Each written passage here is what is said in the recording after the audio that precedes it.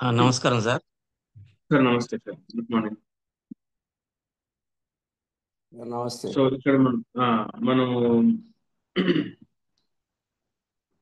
మంగళవారం చదువుకుంటున్నటువంటి క్లాసెస్ లో జూనియర్ అఫారిజమ్స్ లో మళ్ళీ స్టార్టింగ్ నుంచి చదువుకుంటున్న క్రమంలో 17th అఫారిజం లో మనం తెలుసుకున్నాం ఈరోజు. అంటే ఇక్కడ ఏం చెప్తున్నారు మాస్టర్ గారు మనకి అంటే, now, as in the cure, affected by the removal of the whole of the perceptible signs and symptoms of the disease, the internal alteration of the vital principles to the disease is due. Consequently, the whole of the disease is at the same time removed. అంటే మనకి ఏం చేయాలి? First మనకి ఎట్లా ఉంటాయి, మనం చేయవలసిన కర్తవ్యం ఏంటి అంటే సైన్స్ అండ్ సిమ్టమ్స్ ఉంటాయి. వాటిని ఏ విధంగా రిమూవ్ చేయాలనేటువంటిది మనం జాగ్రత్తగా చూసుకోవాలన్నమాట. The whole removal of the whole of the perceptible signs and symptoms of the disease. ఇవి ఎట్లా వచ్చినాయి అంటే, ఆ ఇంటర్నల్ వైటల్ ప్రిన్సిపల్స్ ఏదైతే ఉందో అది ఆల్టర్ అయింది అనమాట. అది కొద్దిగా ఇబ్బంది పడింది, తడబడింది. ఆ ఉన్నటువంటి దాన్ని మనం ఏ విధంగా హ్యాండిల్ చేయాలి? అది మంచివైనాయి అనుకోండి, ఉండనిద్దాం. కొత్తగా అడాప్ట్ చేసుకున్నాడు అనుకోండి, శరీరం వాకింగ్ చేసి ఇంకా ఫిట్ గా అవుతున్నాడు అంటే అడాప్ట్ చేసుకోవచ్చు. అదే వాకింగ్ చేయకుండా ఒబేస్ అవుతున్నాడు, దానివల్ల ఇబ్బంది అవుతుంది అంటే దాన్ని అడాప్ట్ చేసుకోలేము కదా. రెండవది, ఒక వ్యాధి కారణం వచ్చింది అనుకోండి, దాన్ని ఏ విధంగా బయటికి తీసేయాలన్నట్టుగా ఉద్దేశంతో మనం ఉంటాం. అది ఏ విధంగా తీసేస్తాము? మనకున్నటువంటి ఆయుధాలు ఏంటి? It follows that the physician has only to remove the whole of the symptoms in order at the same time to abrogate and annihilate the internal change.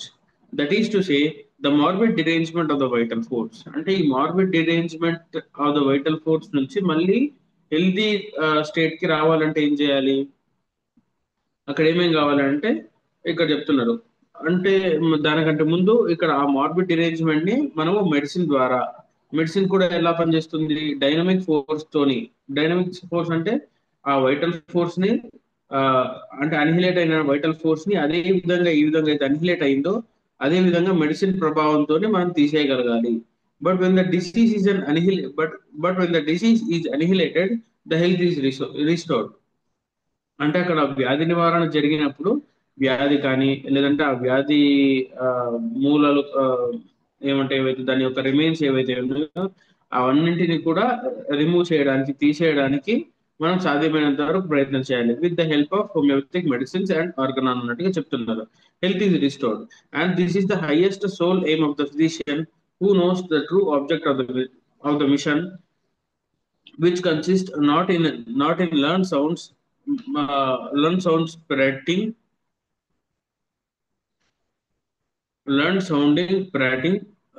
But in giving aid to the sick. అంటే ఒక్కటే కాదు, అన్నిట్లో కూడా, అంటే ఆరోగ్యంగా ఎట్లా ఉండాలి, ఏ విధంగా అతన్ని మళ్ళీ ఫర్దర్ గా కూడా ఎటువంటి డిరేంజ్మెంట్స్ రాకుండా ఏ విధంగా చేయాలి, ఆ ఉన్నటువంటి సిక్ కండిషన్ లో నుంచి ఎట్లా బయటికి తీసుకురావాలనేటువంటిది కూడా మనం జాగ్రత్తగా ఆలోచించి చెప్పగలగాలి పేషెంట్ కి అన్నట్టుగా చెప్తున్నారు అనమాట. అంటే ఇక్కడ మనకి ఏం చెప్పట్లేదు, ఇక్కడ 17th లో removal of the symptoms is the removal of the disease అన్నట్టుగా చెప్తున్నారు అనమాట. ఆ సిమ్టమ్స్ ని రిమూవ్ చేయాలంటే కావాలి మనకి కేస్ టేకింగ్ కావాలి. కేస్ టేకింగ్ లో మనకి ఏం చేయాలి? ఆ ఉన్నటువంటి టోటాలిటీ ఆఫ్ ద సిమ్టమ్స్ తీసుకోవాలి. ఆ టోటాలిటీ సిమ్టమ్స్ తీసుకొని దానికి తగ్గట్టుగా మ్యాచ్ అయినటువంటి ఒక హోమియోపతిక్ మెడిసిన్ ని మనం చూస్ చేయగలగాలి. ఆ చూస్ చేసినటువంటి మెడిసిన్ ఏం చేస్తుంది? అదే సేమ్ అటువంటి వైటల్ ఫోర్స్ కలిగినట్టు, అదే వైటల్ ఫోర్స్ అంటే ఇంటర్నల్ వైటల్ ఫోర్స్ ఏదైతే ఉందో డిరేంజ్ అయినటువంటి వైటల్ ఫోర్స్ ని స్టిమ్యులేట్ చేస్తుంది అంతే. మన మెడిసిన్స్ ద్వారా వ్యాధి నివారణ జరగదు. వ్యాధిని వ్యాధి నివారణ జరిగేటట్టుగా శరీరాన్ని తయారు చేస్తుంది, గుర్తుపెట్టుకోండి. అంటే ఇక్కడ వైటల్ ఫోర్స్ ని స్టిమ్యులేట్ చేస్తుంది. ఎట్లా స్టిమ్యులేట్ చేస్తుంది? With the help of homoeopathic medicines. ఆ హోమియోపతిక్ మెడిసిన్స్ ఇవ్వడం ద్వారా అది డైనమిక్ ప్లేన్ లో వర్క్ చేస్తూ ఆ ఉన్నటువంటి సిమ్టమ్స్ ని తీసేయడం జరుగుతుంది. ఎట్లా తీసేస్తుంది? The stimulating the vital force ని తీసేస్తుంది. అట్లా మనం ఆరోగ్యాన్ని తీసుకురాగలుగుతాం. అంటే ఆ సిమ్టమ్స్ ని తీసేసినంత మాత్రాన మనకి ఆరోగ్యం వచ్చేస్తుంది అన్నట్టుగా చెప్తున్నారు అనమాట. ఇది మనకి తెలుగులో చూద్దాం. వ్యాధి నివారణ ప్రక్రియ మనలోని అదృశ్యమైన ప్రాణశక్తి అందలి మార్పును రద్దు చేయును. అంటే అంతదాకా ఆరోగ్యంగా ఉన్నటువంటి వైటల్ ఫోర్స్, ప్రాణశక్తి అదృశ్యమైపోయింది. అప్పుడు ఏం జరిగింది? అనారోగ్య శక్తి వచ్చింది అనమాట. వ్యాధి నివారణ ప్రక్రియ మనలోని అదృశ్యమైన ప్రాణశక్తిని అందలి మార్పును రద్దు చేయను. దానితో ఆ శక్తిలోని గజిబిజి చక్కబడును. ఆ శక్తి ఉంటది కదా, ఆ శక్తిలోని గజిబిజి ఏమవుతుంది? చక్కబడుతుంది. ఎప్పుడు చక్కబడుతుంది? మనం కరెక్ట్ గా మెడిసిన్ ఇచ్చినట్టు దానితో వ్యక్తమైన వేదనలు మాయమగును, దానితో వ్యాధి మొత్తము మాయమగును. అంటే ఏం చేయాలి ఫస్ట్ మనము? అంటే సిమ్టమ్స్, మార్బిడ్ డిరేంజ్మెంట్ ని జాగ్రత్తగా ఫైండ్ చేయాలి. దానికి తగ్గట్టుగా ఒక మెడిసిన్ ఇవ్వాలి. ఆ మెడిసిన్ ఇచ్చినంత వెంటనే ఏం జరుగుతుంది? దానితో ఆ శక్తిలోని గజిబిజి చెక్కబడును. అంటే ఆ ప్రాణశక్తి ఏదైతే ఆల్టర్ అయిందో అంతా కూడా చెక్కబడుతుంది. దానంతా అదే చెక్కబడుతుంది with the help of homoeopathic medicines. దానితో వ్యక్తమైన వేదనలు మాయమగును. ఆ చెక్కబడ్డటువంటి వైటల్ ఫోర్స్ ఆ ఆల్టర్ అయినటువంటి వచ్చినటువంటి కొత్త సిమ్టమ్స్ ని బయటికి పంపిస్తుంది. దానితో వ్యాధి మొత్తము మాయమగును అని చెప్తున్నారు అనమాట. దీనికి వివరణ కూడా చెప్తున్నారు. మందులోని ప్రాణశక్తి మనలోని ప్రాణశక్తిలోని మార్పులను రద్దు చేయును. అప్పుడు ప్రాణశక్తి సహజమైన స్థితిలో పనిచేయును. ఇక వికారములకు తావుండదు కనుక వేదనలు మాయమగును, అనగా వ్యాధి మాయమగును. అంటే ఇప్పుడు మందులోని ప్రాణశక్తి, మన మందులు కూడా ఎట్లా ఉండాలి? ఇప్పుడు అలోపతి లాగా, లేదంటే మనకి ఒక మెడిసిన్ అంటే ఒక ఎంజిఓ ఉంది అనుకోండి. అంటే ఇక్కడ ఏం జరుగుతుంది? అది ప్యూర్ ఫిజికల్ డోస్. దానివల్ల ఎటువంటి మెంటల్ సైడ్ ఎఫెక్ట్స్ ఉండవు. సైడ్ ఎఫెక్ట్స్ అంటే ఎటువంటి ఎఫెక్ట్ ఉండదు. ఇక్కడ మన దగ్గర ఉన్నటువంటి మెడిసిన్స్ ఏవి అంటే వైటల్ ఫోర్స్ పైన పనిచేసేవి, ప్లస్ డైనమిక్ ప్లేన్ లో యాక్ట్ చేసేవి పొటెంటైజ్డ్ మెడిసిన్స్ కాబట్టి ఇవేం చేస్తాయి? మనలోని ప్రాణశక్తిని కరెక్ట్ చేస్తుందని చెప్తారు అనమాట. అంటే ఆ ప్రాణశక్తిలోని మార్పులను, ఏదైతే డిలేంజ్ అవుతున్నటువంటి మార్పులను రద్దు చేయడం జరుగుతుంది. అప్పుడు ప్రాణశక్తి సహజమైన స్థితిలో పనిచేయును. అప్పుడు ప్రాణశక్తి ఏం చేస్తుంది? కరెక్ట్ స్టేట్ లో మళ్ళీ ప్రయత్నం చేస్తుంది అనమాట. ఇక వికారములకు తావుండదు కనుక వేదనలు మాయమగును, అనగా వ్యాధి మాయమగును. అప్పుడు వికారములు ఏముండవు కదా, అంటే సిమ్టమ్స్ ఏముండవు కదా. అప్పుడు ఏం జరుగుతుంది? ఆటోమేటిక్ గా డిసీజ్ అనేది పోతుంది. సిమ్టమ్స్ లేకపోతే డిసీజ్ లేదు. దీనికి ఎగ్జాంపుల్ చెప్తున్నారు. నదీ ప్రవాహమున మహావేగముండును, ఆనకట్టు కట్టిన చోట నీటి మట్టము పెరిగి ప్రవాహము అడ్డగించును. అక్కడ నుండి కాలువ తవ్వినచో నీటి ప్రవాహము దారి మారును. ఇట్టి మట్టము పెరిగిన నీటిలో ప్రవాహ శక్తి వలననే జరుగుతుంది కానీ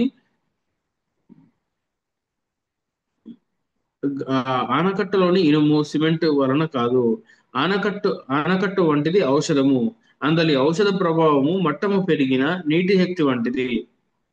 మనలోని ప్రాణశక్తిని నివారణ ముక్కును ప్రేరేపించుట ఔషధం యొక్క పని కానీ స్వయంగా వ్యాధిని తగ్గించుట కాదు. ఇక్కడ ఆ ఆనకట్ట ఎవరైతే నిర్మించారో అది అందులో ఎట్లా ఉంది? సిమెంట్ సీకు ఉన్నటువంటిది, అంటే మనం మెడిసిన్ ఇచ్చినటువంటిది. ఆ మెడిసిన్ ఇచ్చినందుకు తగ్గుతుందా, లేదంటే ఆ మెడిసిన్ వల్ల ఆటోమేటిక్ గా ఈ వాటర్ లెవెల్ రైజ్ అయింది. వాటర్ లెవెల్ రైజ్ అయినందుకు వెనక వచ్చినటువంటి ఫ్లోని ఆపేస్తుంది. అంటే వాటర్ ని ఆపేస్తుంది. దానికి ఏం చేసినాం మనము?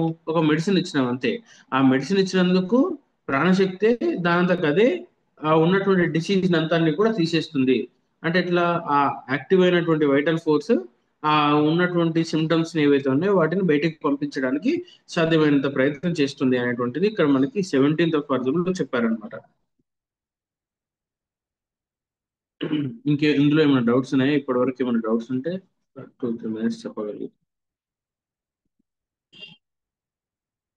ఆ నదీ ప్రవాహంతో కంపారిజన్ కొంచెం అర్థం కాలేదు డాక్టర్ గారు. ఆ నదీ ప్రవాహం అంటే ఇక్కడ మాస్టర్ గారు ఏం చెప్పారంటే, ఇప్పుడు ఒక ఆనకట్ట ఉంది, ఇట్లా ఫ్లో ఉంది సార్. ఫ్లో ఉన్నప్పుడు ఒక నదిలో ఒక ఆనకట్టు కట్టారు. అంటే ఒక డ్యామ్ కట్టాడు, చెక్ డ్యామ్ కట్టారు అనుకోండి.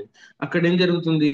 మనం చెక్ డ్యామ్ కట్టినాం దాన్ని. ఆ చెక్ డ్యామ్ వల్ల మనకి మెడిసిన్ అనేది ఉట్టిగా ఉందనుకోండి. ఇప్పుడు ఫ్లో లేదు, ఆ టైంలో చెక్ డ్యామ్ కట్టినాం అనుకోండి, దానివల్ల ఉపయోగం లేదు కదా.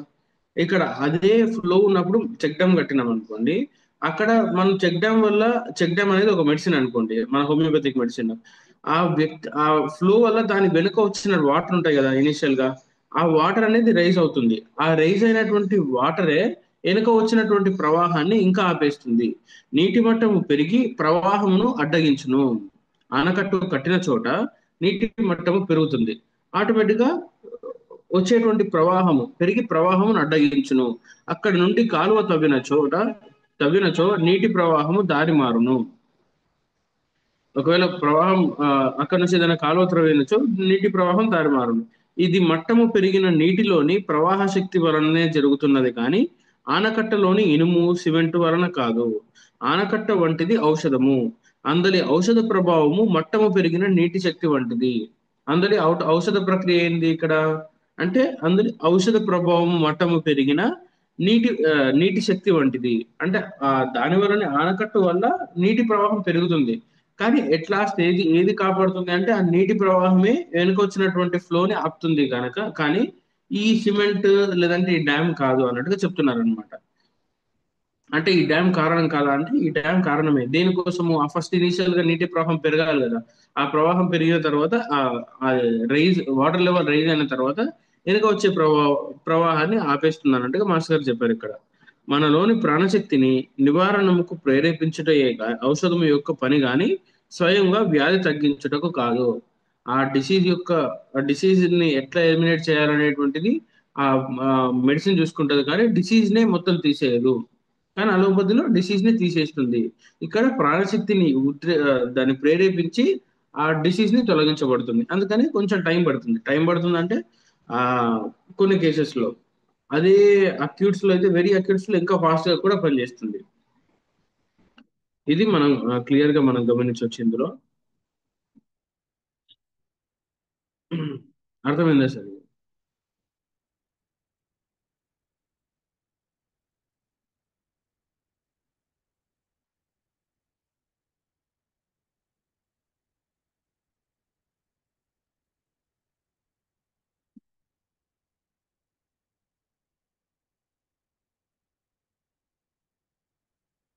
ఇప్పుడు నెక్స్ట్ మనకి ఆ,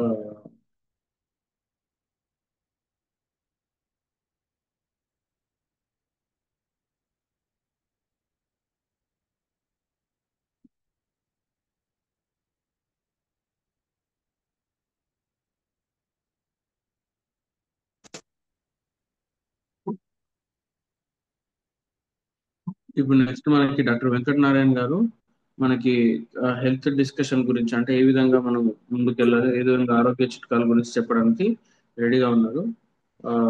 వి వెల్కమ్ యూ సార్.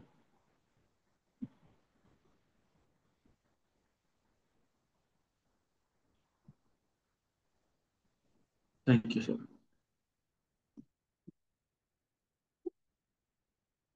మిత్రులందరికీ శుభోదయము. అండ్ పెద్దవాళ్ళకి అందరికీ నమస్కారము. ఒకసారి నమస్కారం అండి. నమస్కారం సార్ డాక్టర్ గారు. నమస్కారం అండి. ఒకసారి మాస్టర్ పేరు చేసుకుందాం. గురు బ్రహ్మ గురు విష్ణు గురు దేవో మహేశ్వర గురు సాక్షాత్ పరబ్రహ్మ తస్మై శ్రీ గురువే నమః. మాస్టర్ ఈకే నమస్కారం. మాస్టర్ బ్రహ్మన్ నమస్కారం. మాస్టర్ సి వి వి నమస్కారం. మాస్టర్ సి వి వి నమస్కారం. మాస్టర్ సి వి వి నమస్కారం. లోటస్ మాస్టర్ హనుమన్ నమస్కారం. ఈరోజు మనం ఈ టాపిక్ కేస్ టేకింగ్ మీద, కేస్ టేకింగ్ లో మనం ఏం అబ్జర్వ్ చేసుకోవాలి అనేది నేర్చుకుందామండి.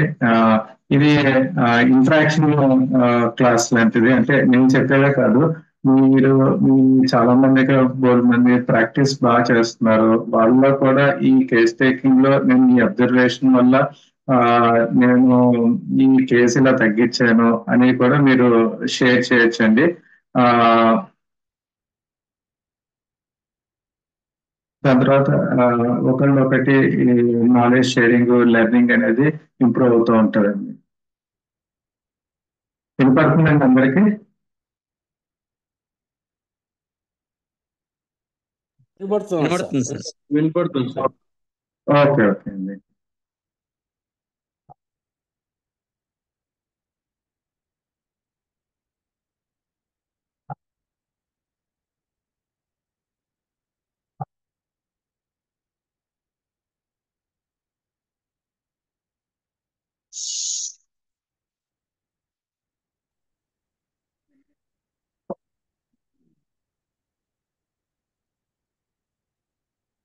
యాక్చువల్లీ హోమియోపతి డిపెండ్ అంతా మన కేస్ టేకింగ్ మీద ఆధారపడి ఉందని అందరికీ తెలుసు. అంటే హోమియోపతి కేసు తగ్గాలన్నా హోమియోపతి కేసు ఏ విధంగా మనం ప్రోగ్రెస్ అవుతుందా, లేకపోతే అది బ్యాడ్ అవుతుందా, లేకపోతే అది ఏ డైరెక్షన్ వెళ్తుందో కూడా మనకి కేస్ టేకింగ్ అనేది చాలా ఇంపార్టెంట్ అండి. ఈ కేస్ టేకింగ్ ఎలా మనం చూసుకుంటే ఇది ఒక ఫార్మాట్ అండి. యాక్చువల్గా ఫార్మాట్ ప్రకారంగా మనం వెళ్తూ ఉంటే అది ఆ, ఒక రొటీన్ గా అయిపోతుంది, కానీ యాక్చువల్గా మన గ్యాప్స్ ని ఫిలప్ చేయడం సరిపోతుంది ఎంతసేపటికి తప్ప ఆ పేషెంట్ ని అర్థం చేసుకోవటం అనేది ఆ, అలాగే ఫార్మాట్ ఫాలో అవుద్దంటే ఇంకా ఫార్మాట్ ఫాలో అవుద్దంటే ఫస్ట్ పేషెంట్ చెప్పిందే ఇంపార్టెంట్, దాని తర్వాత ఫార్మాట్. అంటే పేషెంట్ ఏదో ఒకటి నాకు హెడేక్ వస్తుంది అని చెప్పిన వెంటనే వాళ్ళు ఒక కంటిన్యూషన్ వెళ్ళివ్వాలి తప్ప వాడు ఏం చెప్తున్నాడు అనేది మనం అబ్జర్వ్ చేయాలి తప్ప హెడేక్ తర్వాత ఏం చెప్పండి అలా కంటిన్యూస్ గా వెళ్ళాలి. అలా కాకుండా హెడేక్ రైట్ సైడ్ వస్తుందా, లెఫ్ట్ సైడ్ వస్తుందా, లేకపోతే హెడేక్ మీకు పడుకుంటే తగ్గుతుందా, లేకపోతే వెంటనే మొడాలిటీకి మీరు వెళ్ళిపోయారు అనుకోండి, ఆ పేషెంట్ అతను చెప్పవలసింది సరిగ్గా చెప్పలేదండి. అందు గురించి పేషెంట్ యొక్క కంటిన్యూటీని ఎక్కడ మిస్ అవ్వకూడదు. లేదా పేషెంట్ మన దగ్గర ఆ ఈరోజు డాక్టర్ గారు ఉన్నారా, లేకపోతే రేపు డాక్టర్ గారు ఉన్నారా అని ఫోన్ ద్వారా టెలిఫోన్ చేసి మన దగ్గర అపాయింట్మెంట్ తీసుకున్నారు. అలా అపాయింట్మెంట్ తీసుకున్నప్పటి నుంచి కూడా మన కేస్ టైమింగ్ స్టార్ట్ అవుతుంది. కొంతమంది ఏమో ఒక 15 రోజుల ముందే ఫలానా రోజు నేను వస్తానండి, నేను డాక్టర్ గారు ఉంటారా అని అంటే ఇది బాగా ప్లాన్ గా చేస్తాడు, యాంగ్జైటీగా ఉంటాడు, యాంటిసిపేషన్ గా ఉంటూ ఉంటాడు. అలాగే కొంతమంది ఏంటంటే లాస్ట్ మినిట్ లో అంటే ఇప్పుడు డాక్టర్ 2 o'clock వెళ్ళిపోతారు అనుకోండి, వర్క్ వచ్చింది, పేషెంట్ వచ్చింది, ఏమేమి సిమ్టమ్స్ ఉన్నాయి అని అడిగాను. సిమ్టమ్స్ అడిగితే ఇంకా వాళ్ళ అమ్మ వల్ల అలా పడుకునే నీకు ఏముందంటే కొంచెం చిరాగ్గా అయినా సరే అదే కొందండి అని మొత్తం చెట్లు ఇచ్చినట్టు పెట్టి ఆన్సర్ చెప్పాడు. దాంతో పాటు ఇంకేం ప్రాబ్లం ఉందంటే ఇంకేం లేదు అంటే అలాగే వాళ్ళ అమ్మ వల్ల అలా పడుకునే ఉన్నాడు. తర్వాత ఏంటంటే వాళ్ళ అమ్మని అడిగా, ఏంటి ఏమైంది నిన్న అని. ఏం లేదండి, నిన్న హాలిడే కదా, సండే ఇంట్లోనే ఉన్నాడు, మార్నింగ్ నుంచి ఏం ప్రాబ్లం కాసేపు ఒక అరగంట బయటకు వెళ్ళి ఆడుకున్నాడు, బాగానే ఉన్నాడు. ఏమైంది ఇంకా అని అడిగితే వాళ్ళకి అక్క ఒకటి ఉంది, 15 years ఉంటుంది. వాళ్ళ అక్కకి వీడికి బాగా గొడవ అయిందని నిన్న ఆ గొడవలో ఇద్దరు అలా వచ్చి వీడిని గట్టిగా తిట్టింది. దాంతో వీడు ఏం అనలేక ఇంకా ఆ నాకు వచ్చి చెప్పి ఇలా చెప్పిందని, ఇలా అన్నదని, అంతే జరిగిందని అన్నాడు. ఎలా దాని గురించి ఏమైనా అన్నదని అంటే దానికి కూడా వాళ్ళ దగ్గర నుంచి ఆన్సర్ ఏం లేదు. ఎలా ఉంటాడు, ఫీవర్ అన్నట్టు ఉంది, అన్నట్టు ఉంది అంటే ఫ్యాన్ కావాలా వద్దా అంటే ఫ్యాన్ వేసుకునే ఉంటున్నాడండి, నీళ్ళు కూడా ఆరుగా తాగుతున్నాడు, కానీ అసలు మంచం మీద నుంచి లెగట్లేదు, పడుకునే ఉంటున్నాడు. దాంతో పాటు కూర్చుంటే చాలు సివియర్ హెడేక్ వచ్చేస్తుంది అని. లైట్ కావాలంటే లైట్ ఉన్నా లేకపోయినా ఏం పట్టించుకోండి. సౌండ్ పట్టలేదంటే సౌండ్ కూడా ఏమీ ఇబ్బంది లేదు. కొద్దిగా వామిటింగ్ సెన్సేషన్ ఒకటి ఉంది, అందు గురించి ఏమీ తినట్లేదు అని చెప్పి. యాక్చువల్ గా నేను అబ్జర్వేషన్ చేసి బాగా డ్రోజింగ్ గా ఉన్నాడు, డల్ గా ఉన్నాడు, హార్ట్ పేషెంట్, థర్స్ట్ పేషెంట్, ఇవన్నీ అబ్జర్వ్ చేసి ఫీవర్ కూడా ఎక్కువగా ఉందని నాకు ఉందని ఓపీఎం ఇచ్చాను.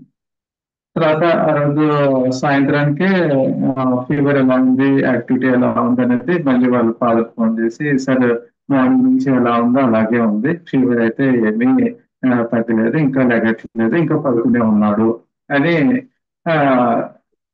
చెప్తున్నాడు. అప్పుడు వాడి యొక్క రియాక్షన్స్ నేను ఎక్కడో మిస్ అయ్యి మళ్ళీ నేను ఒకసారి అనాలిసిస్ చేసుకుంటే అది కాజేషన్ తీసుకున్నాను. ఇందాక కాజేషన్ ఏంటంటే వాడు వాళ్ళ అక్క గట్టిగా తిట్టడం వల్ల వాడికి చాలా కోపం వస్తుంది, కానీ ఏం అనలేక యాంగర్ సప్రెషన్ అంటే ఎలిమెంట్స్ ఫ్రమ్ యాంగర్ సప్రెషన్ తీసుకుని, దాంతో పాటు వాడు ఏదైనా నీకు ప్రాబ్లం ఉందరా అని అంటే కూడా వాడు ఎలా తీసుకుంటున్నాడంటే లేదు అంటే ఒక రకమైన ఫేస్ లో ఇరిటేషన్ గా అనిపిస్తుంది, వాడికి ఆన్సర్ చెప్పాలని కూడా ఇష్టం ఉండలేదు. దాన్ని ఏంటంటే యాంగర్ అండ్ వన్ ఆన్సర్.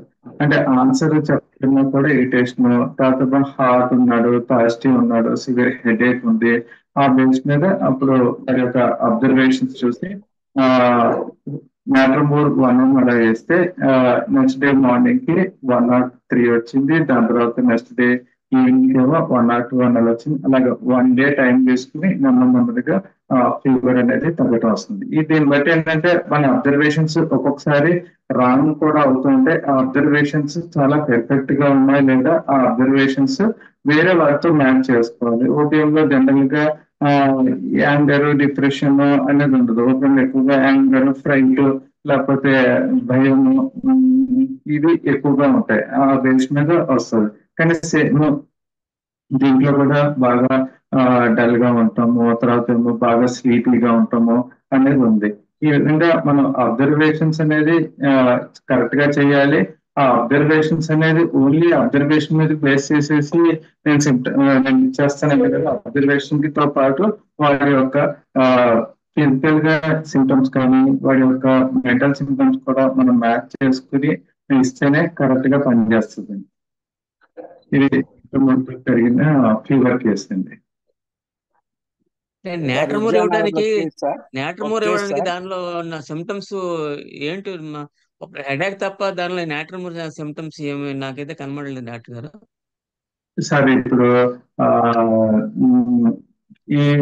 ఇది ఇంపార్టెంట్ ఎక్కువ సిమ్టమ్స్ లో ఏంటంటే ఇప్పుడు మనం ఏదైనా అడిగినప్పుడు అంటే హెడేక్ అని ఉందా, లేకపోతే తింటావా అంటే కూడా వారికి ఆన్సర్ చెప్పడానికి కూడా ఇసుగ్గా అనిపించడం.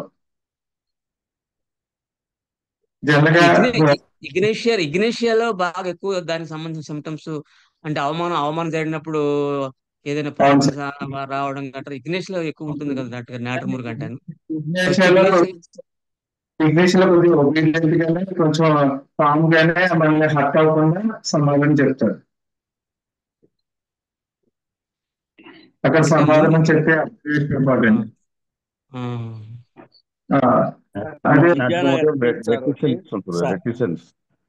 సార్ విజయనగర్ కేసు ఒకటి సార్. నెల్లూరు జిల్లా విజయనగర్ కేసు సార్.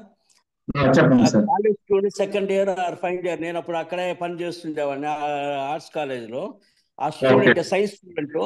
ఆ అబ్బాయిని చూస్తుంటే కొత్తగా పెళ్లి చేసుకుని ఒక వారం 10 రోజులు ప్రేమించి పెళ్లి చేసుకున్న అమ్మాయి వారం 10 రోజుల క్రితం నేను చనిపోతే ఎట్టుంటాడో అంత ట్రాజిడీగా ఉండేవాడు. మన్స్ టుగెదర్ అట్లా కనపడుతుండేవాడు నాకు. అంటే నేను ఆర్ట్స్ పాలిటిక్స్ లెక్చర్ని, అబ్బాయి సైన్స్ స్టూడెంట్. నాకు ఎదురు పడుతుండేవాడు ల్యాబ్ నుంచి, క్లాస్ నుంచి వచ్చేటప్పుడు.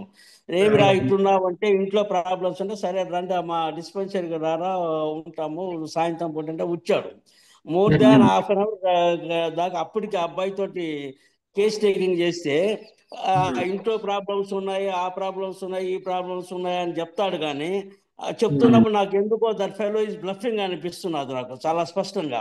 సరే ఈ రోజు కాదు కదా, నాకు టైం అయితే నేను వేరే చోటికి పోవాలా, నువ్వు రేపు రా అని చెప్పిన. అప్పటికే 8 అయిపోయింది. 8 అయినా ఇప్పుడు చెప్పడంలా 7:45 అయినా కూడా వాడు 7 నుంచి కూర్చొని చేస్తున్నా కూడా చెప్పడంలా. తెల్లారి వచ్చి చెప్పిన తర్వాత తెల్లారి పిలిచి చెప్పినప్పుడు అరే నువ్వు కరెక్ట్గా చెప్తేనే మందు పడుతుంది, లేకుంటే లేదు, దీని విషయాలు ఇట్లా ఉంటాయని చెప్పి విడమర్చి చెప్పిన తర్వాత అప్పుడు చెప్పాడు, సార్ నేను ఒక లారీ డ్రైవర్ పెళ్ళంతో మా ఊళ్ళో ఉన్నాను సార్, కొన్ని రోజులు ఉన్నాను. కానీ ఆ అమ్మాయి నన్ను వదిలిపెట్టేసి వేరే వాడిని అమ్మాయి ఎంతో మందిని వదిలిపెడుతున్నది. కొన్ని రోజులు వీళ్ళని హ్యాండిల్ చేసి వదిలిపెట్టేసింది. అంటే వీళ్ళు పిల్లాడు కదా, డబ్బులు ఉండవు కదా ఎక్కువ రోజు ఎంగేజ్ చేయటానికి.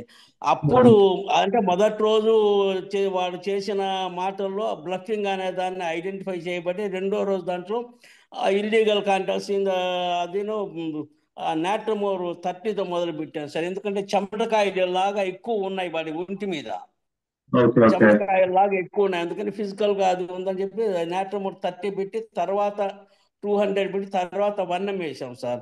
1Mతో క్లియర్ అయింది. ఆ అబ్బాయి తర్వాత MSc చేసి టీచరు లెక్చర్ అయినాడు, మంచి పొజిషన్ లో ఉన్నాడు.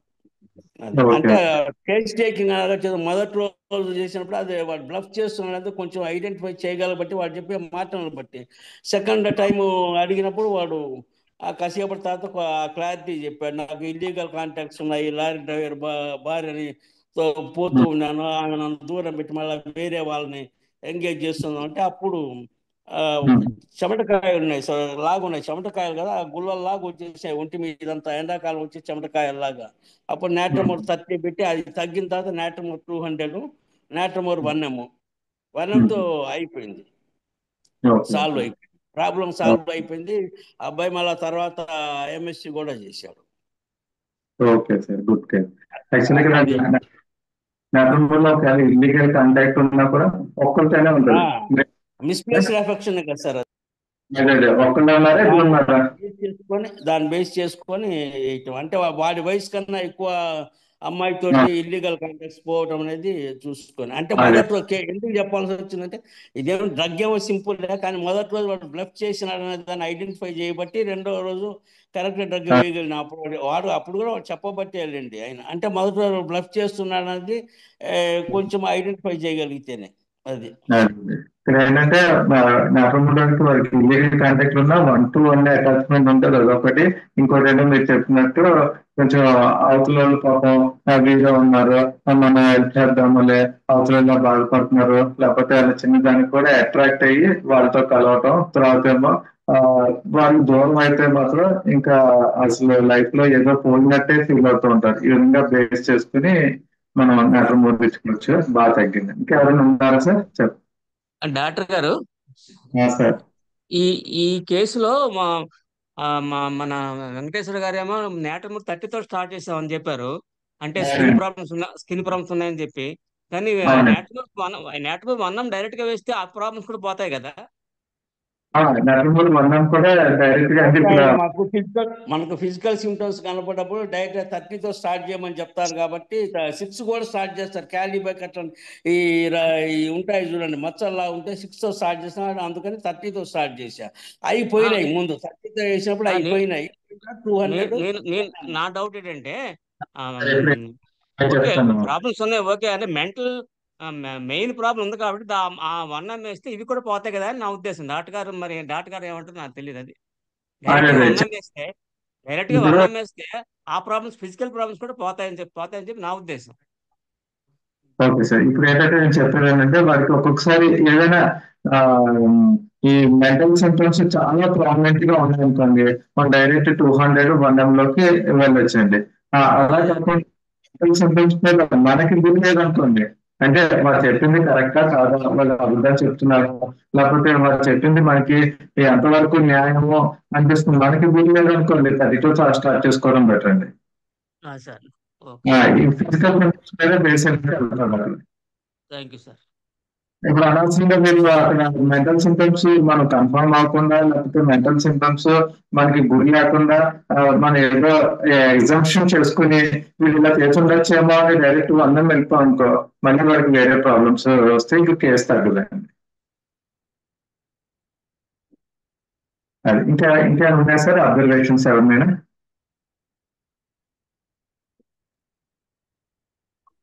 మా సెంటర్ కి ఒక ఆయన వచ్చారండి, లారీ యాక్సిడెంట్ లో దెబ్బలు తగిలాయి,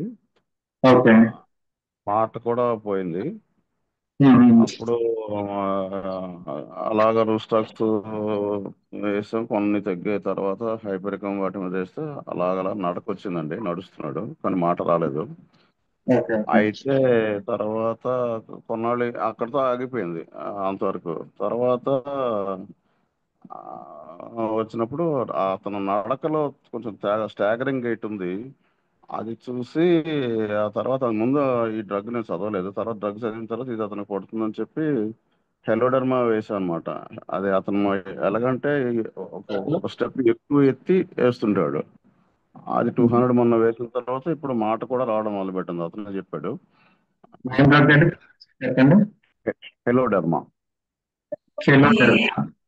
హెలోడర్మా దానికి పర్టికులర్ ఏంటంటే he lifts feet higher than usual next ఉంటుంది దానికి ఇదన్నమాట.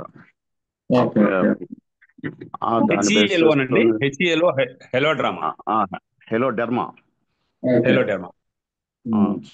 అది ఇప్పుడు కొంచెం మాట కూడా వస్తుందండి. అది యాక్చువల్గా నేను కూడా అది ఐడియా లేదు నాకు, నేను ఎప్పుడు వేయలేదు. గుడ్ ఇంప్రూవ్మెంట్ అండి.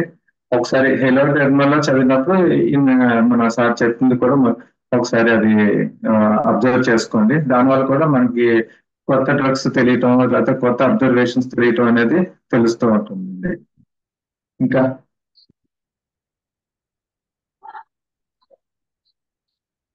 సార్ నేట్రమూర్లో నేను ఒక కేసు చూశాను సార్.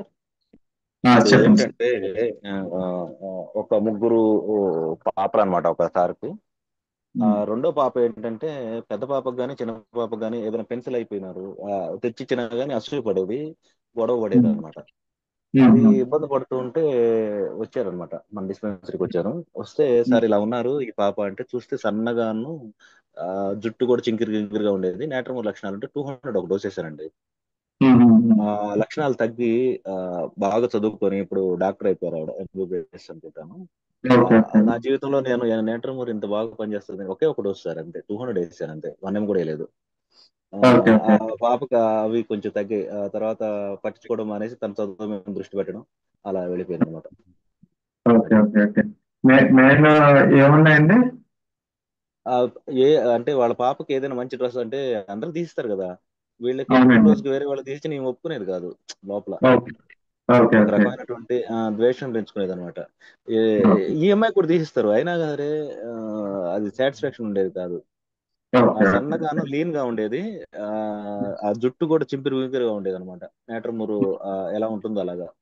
అలా చూసి ఆ లక్షణాలు చూసి 200 ఒక డోస్ వేసానండి. అది నేను మర్చిపోలేనటువంటి కేసు అది. బాగా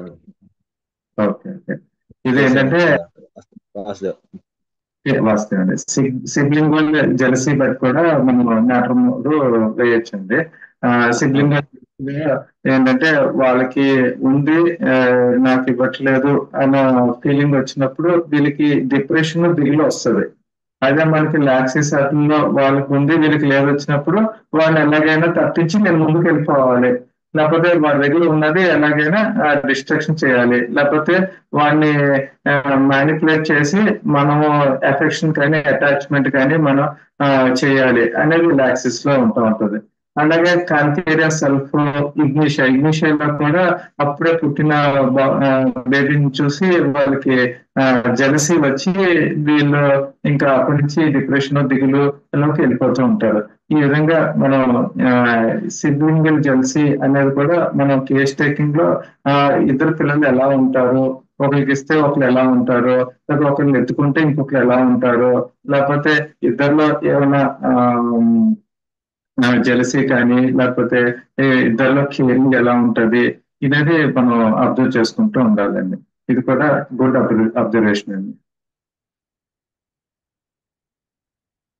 ఇలాగా మనం కేస్ టేకింగ్ లో మనకు తెలియకుండానే కొన్ని అబ్జర్వేషన్ చేస్తాం. అబ్జర్వేషన్స్ బట్టి కూడా మనకి చాలా ఇంపార్టెంట్. ఇప్పుడు ఈ చెప్పిన కేసెస్ లో మనం ఎక్కడ ఫార్మేట్ ఫాలో అవ్వలేదు, కానీ ఫార్మేట్ కూడా చాలా ఇంపార్టెంట్. కానీ ఫార్మేట్ కోసం ఈ మెయిన్ కేస్ టేకింగ్ ని పక్కకు పెట్టకండి. దానివల్ల ఏంటంటే ఫార్మేట్ లోనే పడిపోతారు, ఎంతసేపు అవి ఫిల్ చేయాలని.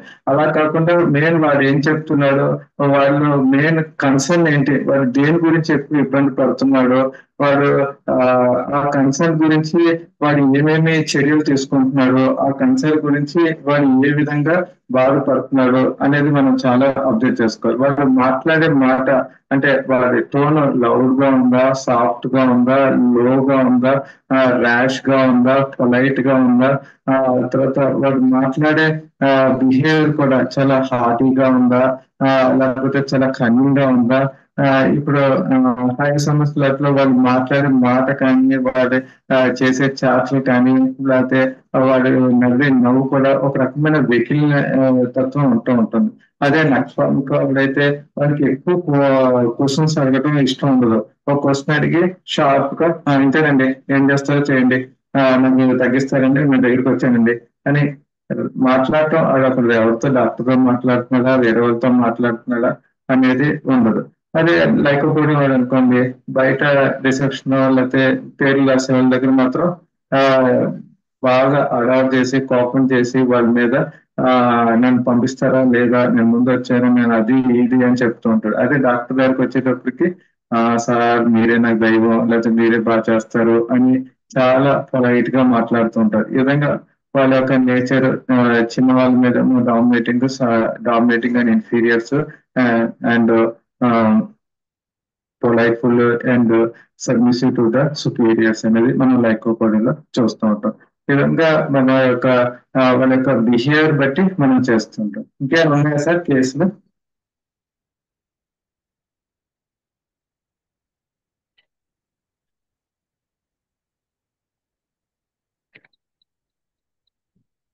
ఈ మధ్యన ఒక కేసు 5 years బాయ్ ని తీసుకొచ్చారండి. వాడికి ఏం తినిపించినా కూడా వాడికి ఆకలి అస్సలు లేదు. ఏం తిన్నా కూడా ఆకలి లేదు. తిన్నదేమో నోట్లోంచి తుక్కుమని ఊసేస్తూ ఉంటాడు. అలాంటి మా అబ్బాయికి అస్సలు ఆకలి ఉండట్లేదు అని ఈ ఒక్క సిమ్టమే చెప్పారు. ఇంకేం సిమ్టమ్ ఉన్నాయంటే జలుబు ఉందా, దగ్గు ఉందా, ఆయాసం ఉందా, లేకపోతే వేరే ప్రాబ్లమ్స్ ఏమైనా వచ్చి తగ్గిందా, లేకపోతే వెయిట్ కూడా తక్కువే ఉన్నాడు, ఏమున్నాయి అని అడుగుతుంటే ఏమీ లేవు సార్ అన్ని బాగానే ఉన్నాయి అని అంటున్నారు. తర్వాత ఏమో నేను పేషెంట్ ని అబ్జర్వ్ చేస్తుంటే వాడు ఒక చోట కూర్చోడు, టేబుల్ మీద ఉన్నాయన్ని బీపీ ఆపరేటర్ ముట్టుకుంటాడు, లేకపోతే అక్కడ టేబుల్ మీద బుక్స్ ముట్టుకుంటాడు, లేకపోతే వెళ్ళిపోయే మందుల దగ్గరికి వెళ్ళిపోతాడు, లేకపోతే అక్కడికి వెళ్ళిపోతాడు, ఇక్కడికి వెళ్ళిపోతాడు. చాలా రెస్ట్లెస్ గా ఉన్నాడు. ఒక చోట ఉండట్లేదు. వన్ కాయటం మాత్రం వాళ్ళ పేరెంట్స్ వల్ల కావట్లేదు. దాని తర్వాత ఏమో వారికి ఏమంటే ఇష్టమో అని అడిగారు. ఇంట్లో ఏదైనా టీవీ పెట్టినా, సాంగ్స్ పెట్టినా వీరికి చాలా ఇష్టం అండి. ఎప్పుడు పాటలు అంటే అది ఉన్న 5 years 5 years అయినా కూడా ఆ పాటలు చూసి డాన్స్ చేయటం, పరిగెట్టడం, దుంకటం అలాంటివి చేస్తూ ఉంటాయి. తర్వాత ఏంటంటే ఏదైనా వారికి నచ్చిన వస్తువు ఇవ్వలేదనుకో, ఏదైనా వస్తువుని తీసుకుని ఇది పడేస్తాను, లేకపోతే ఇది పాడు చేస్తాను, లేకపోతే నేను ఇలా చేస్తాను అని వాళ్ళని థ్రెటనింగ్ కూడా చేస్తూ ఉంటాడు. అంటే నేను ఇది పాడు చేసేస్తాను, రిమోట్ ఇసిరేస్తాను, లేకపోతే నేను ఈ గాజు సీసా కింద పడేస్తాను అని నాకు అది ఇస్తారా ఇవ్వరా అనే థ్రెటనింగ్ కూడా చేస్తూ ఉంటాడు. దాంతో పాటు ఏంటంటే వాడికి సరిగ్గా స్కూల్కి వెళ్ళాలి అని అనేటప్పటికి పొద్దుటే నా కడుపులో నొప్పి వస్తుంది అంటాడు. తీరా చూస్తే ఆ స్కూల్ ఎగ్గొట్టేద్దామని దాన్ని ఫీలింగ్ సిక్నెస్ అంటారు.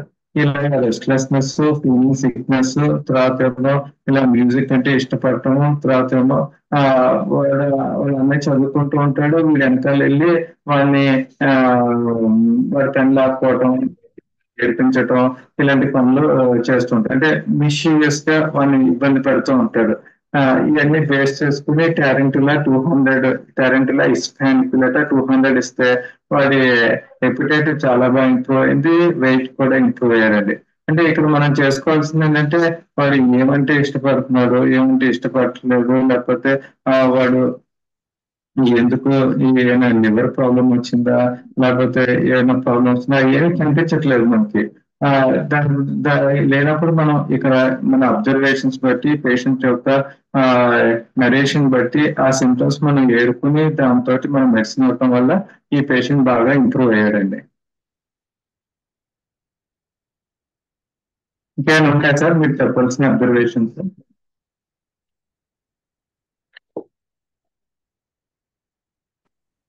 టెరంటులా దేనికోసం సార్ మైండ్ సెంటర్? ఇప్పుడు ఈ పేషెంట్ లో టారెంట్ లో మనం చూసుకునేది ఏంటంటే మిస్యూనెస్ అండి. అంటే అవతలని వెనకాల కొట్టడం, లేకపోతే అవతలని ఇబ్బంది పెట్టడం, వీళ్ళు కొద్దిగా దాన్ని హ్యాపీగా ఫీల్ అవుతూ ఉంటారు ఎక్కడ దొరకకుండా. ఇంకోటి ఏంటంటే మ్యూజిక్ అంటే వీళ్ళకి విపరీతంగా ఇష్టం. అంటే ఇప్పుడు ఏదైనా ఫంక్షన్స్ లో కానీ, లేకపోతే ఏదైనా పెళ్లిళ్ళలో కానీ, వినాయక చవితి కానీ వీళ్ళు విపరీతమైన డాన్స్ అంటే వీళ్ళు ఇంకా ఊగిపోతూ ఉంటారు, అదొకటి. ఇంకోటి అంటే ఫీలింగ్ సిక్నెస్, వారికి కడుపులో నొప్పి ఉండదు, తలనొప్పి ఉండదు, లేకపోతే ఏముండదు, కానీ నాకు ఒంట్లో బాగోలేదు అని వాడు ఒక రకమైన నటిస్తూ ఉంటాడు. ఈ నటించడం అనేది కూడా మనకి టాలెంట్ వల్ల ఉంటుంది. దాంతో పాటు ఏంటంటే ఎక్కువగా టాలెంట్ లో పిల్లలు రావడానికి మెయిన్ కారణం అంటే కాల్ చేస్తుంటే పనిష్మెంట్, అంటే వాడు బాగా అలర్ట్ చేస్తున్నాడు అంటే బాగా ఒక చోట కూర్చోట్లేదు అటు ఇటు తిరగటం వల్ల ఎలిమెంట్స్ ఫ్రమ్ పనిష్మెంట్ వల్ల కూడా ఈ విధంగా టారెంటుల పిల్లల కింద మారుతారు.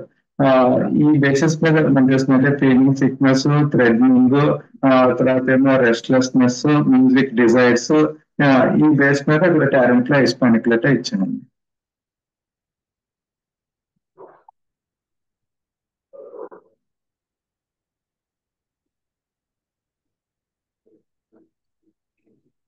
ఇంకా సీనియర్ సార్ ఎవరైనా ఇంకా ఏమైనా కేసు చెప్తారా? పేరెంట్ లో హిస్పోనియా అండి, హిస్పోనియా Hispanic letter sir, Hispanic letter. Parent హిస్పోనియా కదా.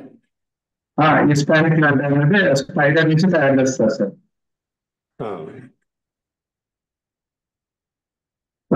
ఎప్పుడైనా కేసులో వాళ్ళ కాజ్ ఏంటి, ఇప్పుడు ఏంటంటే తల్లిదండ్రులు తిట్టారు అనుకోండి, ఆ కాజ్ తీసుకుని అనుకో, ఆ కాజ్కి ఇఫెక్ట్ చాలా ఇంపార్టెంట్ అండి.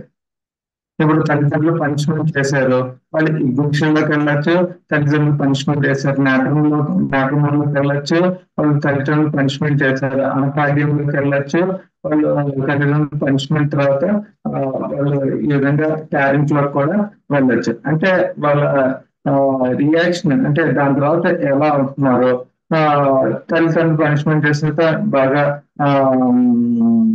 డిసిప్లిన్ గా ఉంటాం, లేకపోతే చాలా పొలైట్ గా ఉంటాం, లేకపోతే వాళ్ళు మంచి వాళ్ళ పని వాళ్ళు చేసుకోవటం, కొంచెం దిగులుగా ఉంటాం, ఇవన్నీ మనకి ఇంగ్లీష్ లో వాటిల్లో కొంచెం డిప్రెషన్ లో ఉంటాయి. అదే మనకి ఈ టాలెంట్లలోకి వచ్చిన తర్వాత వాళ్ళు అలా చేస్తున్నారని ఇంకా మనం గట్టిగా మాట్లాడి పనిష్మెంట్ చేయటం వల్ల వాడు ఇంకా మిస్యూరియస్, అంటే వీళ్ళకి నేను దొరకకుండా ఏ విధంగా అలర్ట్ చేయాలి, లేకపోతే వీళ్ళని ఏ విధంగా భయపెడితే నా మాట వింటారు, లేకపోతే వీళ్ళని ఏ విధంగా మనం అట్రాక్ట్ చేయాలి, అటెన్షన్ గెయిన్ చేయాలి అనేది టాలెంట్ లో చూస్తున్నాం. అదే అకాడమీ ఎలా ఉంటుందంటే వీళ్ళ పనిష్మెంట్ వల్ల వాడికి మైండ్ డల్ అయిపోయి మెమరీ వీక్నెస్ రావటం, ఇన్ని డెసిషన్స్ అవటం, తర్వాత ఏమో ఒక చోట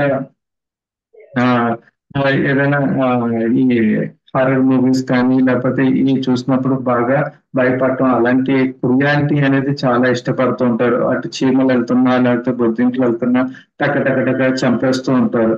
ఈ విధంగా వాళ్ళకి క్రుయాలిటీ వైపు మైండ్ వెళ్తుంటాయి. అంటే ఇక్కడ కాజ్ అనేది మూడింటికి ఒకటే, కానీ అక్కడ వచ్చే రియాక్షన్ అనేది చాలా ఇంపార్టెంట్. అందుగురించి ఓన్లీ కాజ్ బట్టే మనం ఈ విధంగా చెప్పుకోవచ్చు. ఇందాక అలాగే సిబ్లింగ్ జెల్సీ, అంటే అన్న తమ్ముళ్ళు ఉంటే ఒకరి దగ్గర ఒకరి జెల్సీ ఉంటే ఎలా ఉంటారు, నాటమూరు ఒకలాగా ఉంటారు, పిగ్నిష్ ఒకలాగా ఉంటారు, లాక్సిస్ వాళ్ళు ఒకలాగా ఉంటారు, లేదా ఒకలాగా ఉంటారు. ఈ విధంగా కాజ్ అండ్ రిలేషన్ అనేది చాలా ఇంపార్టెంట్ అండి. సార్ టారెంట్ చాలా వైలెంట్ గా ఉంటారంటారు సార్, చాలా వైలెంట్ గా ఉంటారు, క్రూయల్ గా ఉంటారు, ఎందుకంటే ఇష్టపడతారని చెప్తుంటారు సార్. అవునండి, అంటే వైల్డ్ క్రియేట్ అది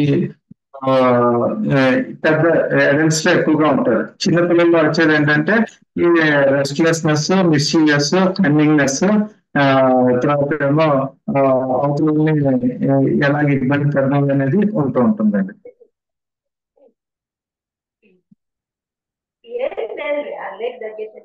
వేరే వాళ్ళు ఎవరైనా కేసులు ఏమున్నాయి? ఉన్నాయి సార్. నా పేరు శ్రీకళ, హైదరాబాద్. ఎక్కడమ్మా? హైదరాబాద్ అండి, శ్రీకళ. చెప్పండి. ఒక 10 years అబ్బాయి అండి. ఆ అబ్బాయికి ఈ పొయ్యి దగ్గర ఏదో చేసుకుంటున్నాడు వాడు, నూడిల్స్ లాంటివి. ఆ వాటర్ అనేది వచ్చి అది పెట్టిన తర్వాత పడ్డాయి ఆ అబ్బాయి మీద, ఏదో బై మిస్టేక్ లో వేసుకున్నాడు. దానికి ముందు మన దగ్గరే ఉండింది కేసు. తర్వాత వాళ్ళు ఏం చేశారంటే ఎమర్జెన్సీగా బయటికి తీసుకెళ్లారు. ఆ బొబ్బలు వచ్చినందుకు బయట ట్రీట్మెంట్ ఇచ్చారు. ట్రీట్మెంట్ ఇచ్చిన తర్వాత అతనికి వాళ్ళు ఒక 2 months అలా బాగా మందులు బాగా పవర్ఫుల్ గా ఇచ్చారు. మళ్ళీ తర్వాత వాడికి తలనొప్పులు వచ్చాయి, అది తగ్గిపోయి తలనొప్పులు వచ్చాయి. తలనొప్పులు వస్తే ఇక వాళ్ళు మళ్ళీ కేసు వచ్చింది మన దగ్గరికి. వచ్చినప్పుడు ఎందుకు వచ్చాయి ఏంటి అని తీసుకుంటే ఇలా ఇలా జరిగింది, బయటికి తీసుకెళ్ళాము, మందులు వేశారు, అది తగ్గిపోయిన తర్వాత ఇంకా కంటిన్యూగా తలనొప్పుడు, స్కూల్కి వెళ్ళిన తలనొప్పి ఇట్లా ఉదయం నుంచి ఇట్లా స్టార్ట్ అవుతూ ఉంటుంది, ఇబ్బందులు ఉంటాయి. అట్లా కేసు మన దగ్గరకు వచ్చింది. వచ్చినప్పుడు ఫస్ట్ తూజ ఇచ్చాం. తూజ ఇస్తే బాగా తలనొప్పులు బాగా తగ్గింది. దాని తర్వాత నాట్రమోర్ 200 ఇస్తే మోర్ దెన్ ఇప్పుడు 90% ఆ అబ్బాయికి తలనొప్పులు లేవు. తలనొప్పులు లేవు, మిగతా సిమ్టమ్స్ కూడా ఇదే, మీరు ఈ వైలెంట్ గా ఉండడం అది కూడా తగ్గింది. వాళ్ళ బ్రదర్ కూడా ఏం సార్ ఇక్కడ తీసుకున్నారమ్మా? నాట్రమోర్ 200 ఇచ్చాను సార్, అంతే. సిమ్టమ్స్ ఏం చేసుకున్నారు? వాడు ఎప్పుడు కొంచెం ముక్కు మీద, ఒళ్ళు మీద చిట చెమటలు, ఆ కొద్దిసేపు కోపం ఉంటాడు, వెంటనే ఇట్లా చిర్రమని కోపం, మళ్ళీ అప్పటికే నార్మల్ అయిపోతాడు 2 minutes లో. ఇంకా వచ్చినప్పుడు ఆగడు, కొంచెం ఆతృత ఉంటది, అలా కొంచెం అవన్నీ కనిపెట్టాయి. కొంచెం ఏమన్నా అవి ఇవి కొంచెం ఆ చీమలు అవి చంపడం అట్లా కూడా ఉంటుంది కొంచెము. అది ఇంకా ఎఫెక్షన్ కోరుకుంటాడు ఒకటి, ఇవి చూసి తగ్గింది. 2 minutes లోనే ఉంటాడు, మళ్ళీ మదర్ తోని మళ్ళీ కోరుకోవడం, మళ్ళీ బాగానే ఉంటాడు అనమాట. దానికి తోడు రన్నింగ్ నోస్ ఉండేది, అవన్నీ కూడా పోయినాయి. వీళ్ళ బ్రదర్ కి, వాడికి 14 years, వాడికి ఏమైందంటే కేసు ఫస్ట్ వాడికి తలనొప్పులు వచ్చేసారు. ఎందుకు వచ్చాయి అంటే కోవిడ్ టైంలో వాళ్ళకి ఆన్లైన్ క్లాసులు ఉండేవి. ఈ ఆన్లైన్ క్లాసులో వాడికి ఆ స్క్రీన్ చూడడము, ఆ స్ట్రెస్ ఫీల్ కావడము, వాడు మళ్ళీ ఆన్లైన్ క్లాసులు అయిన తర్వాత స్కూల్కి వెళ్ళాక వాడు టెన్షన్ తయారయ్యాడు సార్. ఆన్లైన్ క్లాసుల్లో నుంచి వాడు ఎప్పుడైతే స్కూల్కి వెళ్ళాడో ఇంకా తర్వాత నేను స్కూల్కి వెళ్ళను, మొదటి నుంచి ఉండేది వాడికి. తర్వాత ఈ గ్యాప్ వచ్చినప్పుడు ఇంకా నేను స్కూల్కి వెళ్ళను అని మొండికేసేవాడు. ఎందుకు అంటే నాకు తలనొస్తుంది, స్క్రీన్ చూస్తే తలనొస్తుంది, క్లాస్ వింటే తలనొస్తుంది అని చెప్పుకొచ్చాడు. వాళ్ళు ఏం చేశారు, ఫస్ట్ ఆ కేసు కూడా మన దగ్గరే ఉండింది, కానీ వీడు ఇది చేస్తున్నాడు. ఫస్ట్ బెలడోనా 200 వేసాను సార్, తగ్గినట్టే తగ్గి మళ్ళీ ఉంది. వాళ్ళు ఏం చేశారు, కాస్త దూరంగా అల్లోపతిలో చూపించారు, విజయవాడ అటు వెళ్ళి చూపించారు. చూపించిన తర్వాత వాడికి తగ్గలేదు, తగ్గుతోంది, మళ్ళీ వస్తుంది, మళ్ళీ కేసు మన దగ్గరికి వచ్చింది. వచ్చిన తర్వాత మొత్తం కేసు రాసి ఏమొస్తాయి ఏంటి కళలు అవి ఇవి అంటే స్నేక్స్ అవి ఇవి చెప్పాడు. ఏ టైంలో వస్తుంది తలనొప్పి అన్ని తీసుకొని లెకసిస్ వేస్తే 200 కంట్రోల్కి వచ్చింది సార్. దాని తర్వాత వన్నెము అలా వెళ్తే ఇప్పుడు మళ్ళీ 1M 2 డోసులు. ఇప్పుడైతే రిపీట్ లేదు సార్, బాగుంది. వాడు స్కూల్కి వెళ్తున్నాడు, బాగున్నాడు, అవన్నీ పోయినాయి, ఓన్లీ లెక్సిస్ తోని.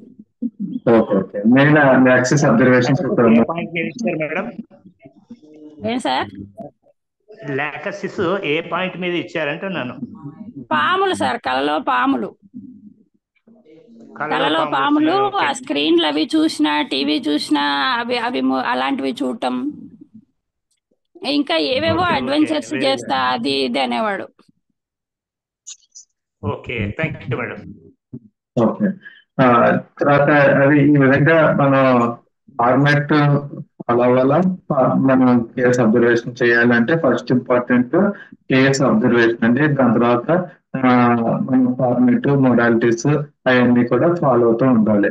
ఎందుకంటే ఓన్లీ ఈ అబ్జర్వేషన్స్ ఒక్కొక్కసారి మనం చేసేవి కరెక్ట్ అవుతాయి, ఒక్కొక్కసారి మన ఎగ్జంప్షన్ అంటే మన ప్రిజరీస్ ఫీల్ అవుతూ ఉంటారు. వీడు మనకి ఎప్పటి నుంచో తెలుసు కాబట్టి వీడు బాగా తీసినారి, లేకపోతే వీడు ఎప్పటి నుంచో మనకు బాగా తెలుసు, వీడు బాగా డిసిప్లిన్ లేకుండా ఉంటాడు అని ఒక మైండ్ లో ఒక ప్రెజడీస్ వల్ల కూడా మన యొక్క అబ్జర్వేషన్స్ తేడా వచ్చే అవకాశం ఉంటుంది. అందుకని మన యొక్క అబ్జర్వేషన్స్, దాంతో పాటు పేషెంట్ నోట్లోంచి వచ్చే మాటలు, దాంతో పాటు పేషెంట్ యొక్క గెస్చర్స్, అంటే పేషెంట్ యొక్క నడవడిక ఎలా ఉంది, పేషెంట్ యొక్క కొంతమంది ఏంటంటే అబ్బాయిలు కూడా కొంచెం అమ్మాయిలాగా ఉమెన్స్ లాగా నడవటం కానీ మాట్లాడటం కానీ వాళ్ళ యొక్క బిహేవియర్ కూడా ఉంటుంది. వాళ్ళు ఏంటంటే ఎఫిమినేట్ అంటారు.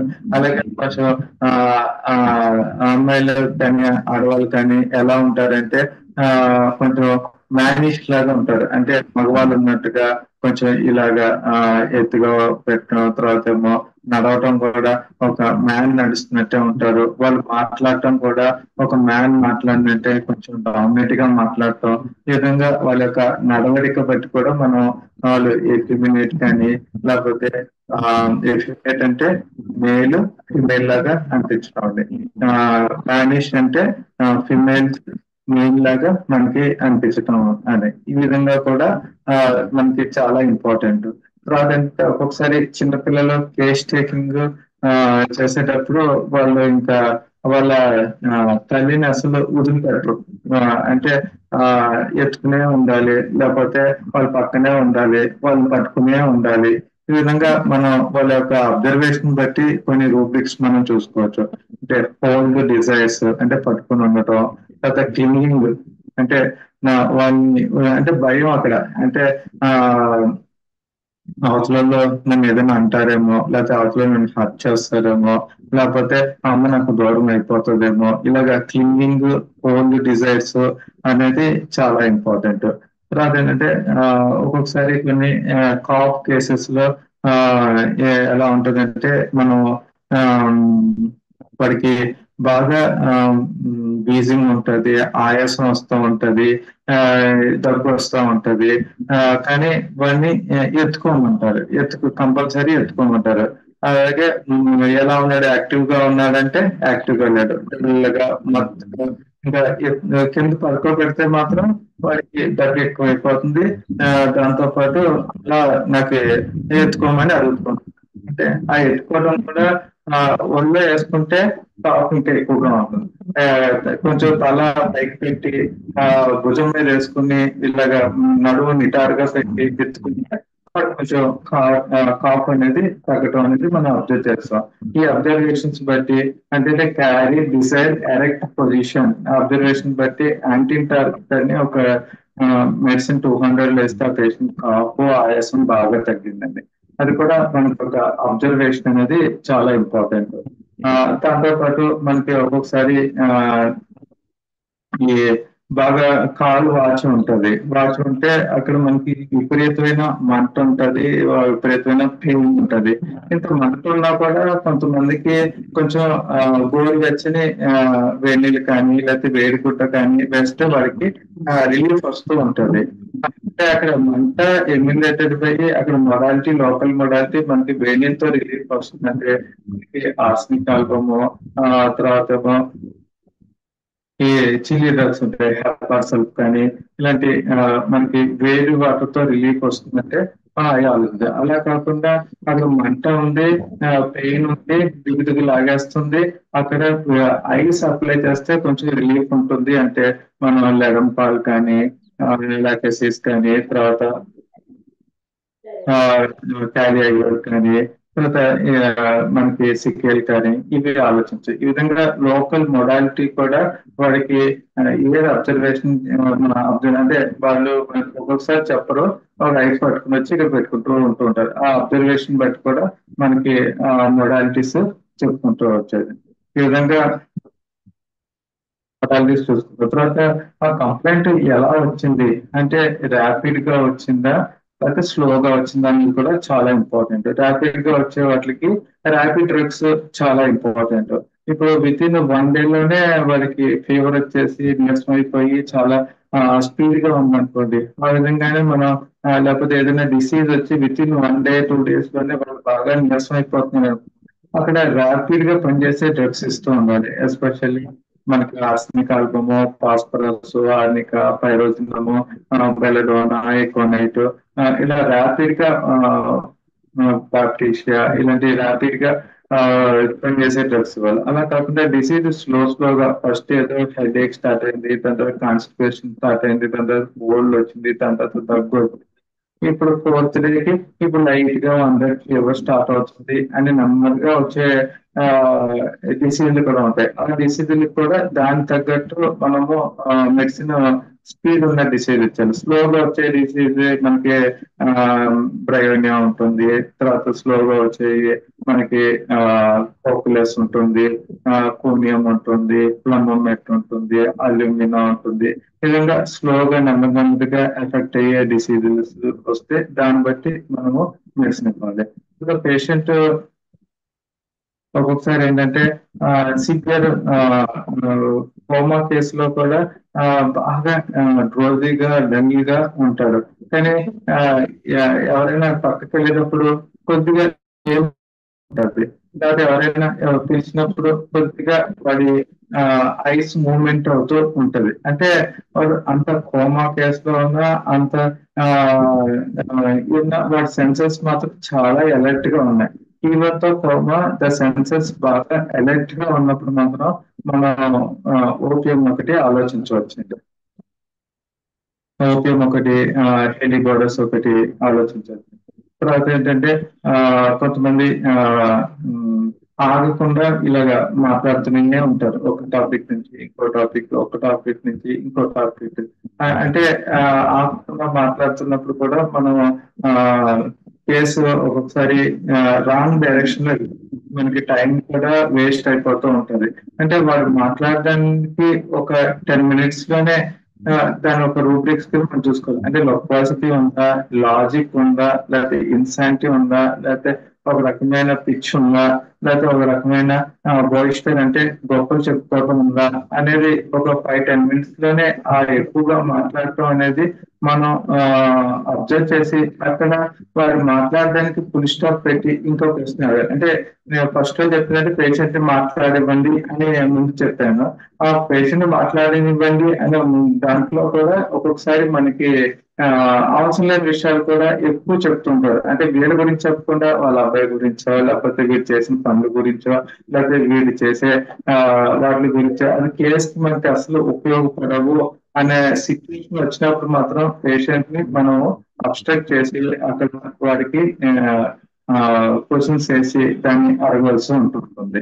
కాదంటే పేషెంట్ ఎప్పుడైనా సిమ్టమ్స్ అయితే డైరెక్ట్ గా నాకు ఇది ఉంటాయి అది ఉంటాయి అని చెప్తూ ఉంటారు. కానీ పేషెంట్ యొక్క లైఫ్ లో ఏం జరిగినాయి, పేషెంట్ ఆ లైఫ్ లో జరిగిన సిచ్యువేషన్స్ కి రియాక్షన్ ఎలాగా, పేషెంట్ యొక్క లైఫ్ ఈ రియాక్షన్ గురించి ఎలా తీసుకున్నాడు అంటే ఇప్పుడు దానికి వెళ్ళటానికి ఏంటంటే గురించి పేషెంట్ తో కొంచెం సరదాగా మాట్లాడుతున్నట్టు మనం ఫస్ట్ వాడు జాబ్ ఏం చేస్తున్నాడు, జాబ్ తో పాటు వాడు వాళ్ళ బాస్ తో ఎలా ఉంటున్నారు, వాళ్ళ కొలీగ్స్ తో ఎలా ఉంటున్నారు, వారికి ఫ్రెండ్స్ ఎలా ఉంటున్నారు, ఆ ఫ్రెండ్స్ తో ఎంతగానో మీట్ అవుతూ ఉంటాడు, అలాగే ఎక్కువ ఫ్రెండ్స్ కి ఇంపార్టెన్స్ ఇదే ఉంటూ ఉంటాడు, అలాగే వాళ్ళకి ఎక్కువ ఇంపార్టెన్స్ ఇస్తూ ఉంటాడా, లేకపోతే ఫ్రెండ్స్ కి ఎక్కువ ఖర్చు పెడుతూ ఉంటాడా, లేకపోతే ఇంట్లో వాళ్ళకి ఖర్చు ఎక్కువ పెడుతూ ఉంటాడా.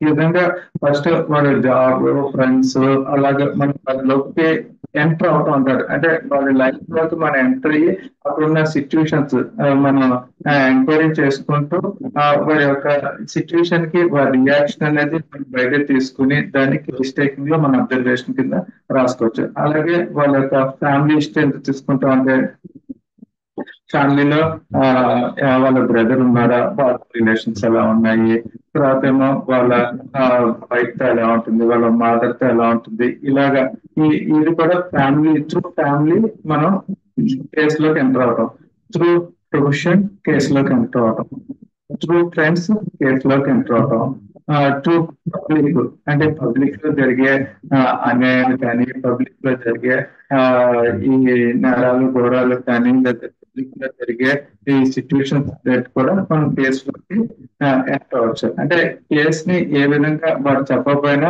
మనం ఏ విధంగా ఎంటర్ అవ్వాలి, దాంట్లో ఎలా అనాలిసిస్ చేయాలి, లైఫ్ లో ఏమైనా సిచ్యుయేషన్స్ ఉంటే వాడి రియాక్షన్ ఏంటి, వాడు దానికి ఎలాగా తీసుకున్నారు అనేది కూడా చాలా ఇంపార్టెంట్.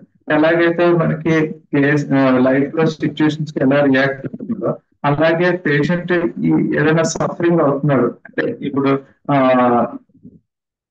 వాడికి సివియర్ బ్యాక్ పెయిన్ వచ్చింది అనుకోండి, ఆ బ్యాక్ పెయిన్ కి ఎలా సఫర్ అవుతున్నాడు అంటే ఆ పెయిన్ ని టాలరేట్ చేయలేకపోతున్నాడా, లేదా ఆ పెయిన్ ఉన్నా కూడా నేను ఇలాంటి పెయిన్స్ చాలా వస్తాయి, నేను చాలా తట్టుకోగలను అని ఒక ముందుగా ఉంటున్నాడా, లేకపోతే ఆ పెయిన్ ఉన్నా కూడా వాడు లేచి అటు ఇటు తిరగడానికి ట్రై చేస్తున్నాడా, అది పెయిన్ తో పాటు నేను ఇంత లైఫ్ నేను చచ్చిపోదాం, ఈ పెయిన్ నేను భరించలేను అని అంటున్నాడా, లేదా ఆ పెయిన్ తట్టుకోలేక ఇంట్లో అందరినీ విపరీతంగా బూతులు తిరుగుతున్నాడా, లేదా ఆ పెయిన్ తట్టుకోలేక ఒక చోట నుంచోకుండా అటు ఇటు తిరుగుతున్నాడా, ఇవన్నీ కూడా మనకి అబ్జర్వేషన్ లో ఆ పెయిన్ ఉన్న సిచ్యువేషన్ లో వాడి యొక్క రియాక్షన్, అదే మనకి వాడు ఏ విధంగా రియాక్ట్ అవుతున్నాడు డిసీజ్కి, ఏ విధంగా వాడు డాక్టర్ ని కన్సల్ట్ చేస్తున్నాడు. కొంతమంది ఏంటంటే ఒక డాక్టర్ దగ్గర వెళ్ళిపోడు, కాసేపు ఏమో ఈ డాక్టర్ చూపిస్తాడు, కాసేపు ఇంగ్లీష్ వాడతాడు, కాసేపు ఆయుర్వేదం వాడతాడు, దేనికి సాటిస్ఫై అవ్వడు. తీరా వచ్చిన తర్వాత ఏ డాక్టర్ కి నాకు తగ్గలేదు అంటాడు, అంటే డిస్కంటెంటెడ్. అంటే వాడి నేచర్ అనేది మనం అనుకున్నానే వాడు ఏ విధంగా వాడు లైఫ్ లో చేస్తున్నారు అనేది కూడా మనకి చాలా ఇంపార్టెంట్. ఎందుకంటే కేసు మనం ఏ విధంగా ఎంట్రీ అవ్వాలి, వాటి లైఫ్ సిచ్యుయేషన్స్ ఎంట్రీ అవ్వాలి, దాంతో పాటు వాటి యొక్క సిమ్టమ్ హెడేక్ తో వాటి రియాక్షన్ ఏంటి, హెడేక్ తో వారి యొక్క నేచర్ ఎలా మారింది అనేది కూడా మనం తీసుకుంటూ ఉండాలి. లేదా ఫ్యామిలీ హిస్టరీ కూడా మనకి కేస్ లో చాలా ఇంపార్టెంట్. అంటే ఫ్యామిలీలో ఎవరికైనా టీబీ ఉందా, డయాబెటీస్ ఉందా, దాంతో పాటు ఏమైనా టెండెన్సీ అంటే మీరు ట్యూబర్క్యులర్ టెండెన్సీ వస్తుందా, లేకపోతే మీరు వీటికి ఇంతకుముందు ఎక్కువగా చిన్న వయసులోనే కొంతమందికి 10 years వరకులోనే కాలికి గడ్డ వచ్చింది, లేకపోతే పులిపురులు వచ్చింది, లేకపోతే వీడికి బోన్ గ్రోత్ వచ్చింది. ఇలాంటి అంటే వారికి స్ట్రాంగ్ ఫ్యామిలీ హిస్టరీ లేకపోతే స్ట్రాంగ్ బ్రీడ్ హిస్టరీలోనూ సైకోటిక్ టెండెన్సీ ఉందా, సిఫిలిటిక్ టెండెన్సీ ఉందా, సోరిక్ టెండెన్సీ ఉందా అనే మియాజమ్స్ కూడా మన ఫ్యామిలీ హిస్టరీ, తర్వాత వీరి యొక్క ఫిజికల్ కంప్లైంట్ హిస్టరీ బట్టి కూడా మనకు ఒక మియాజం టెండెన్సీని కూడా మనము చేసుకోవచ్చు. దాంతో పాటు ఏంటంటే ఈ సిచ్యువేషన్స్ లో వాడు ఎక్కువగా ఎలా రియాక్ట్ అవుతున్నారు అనేది చాలా ఇంపార్టెంట్.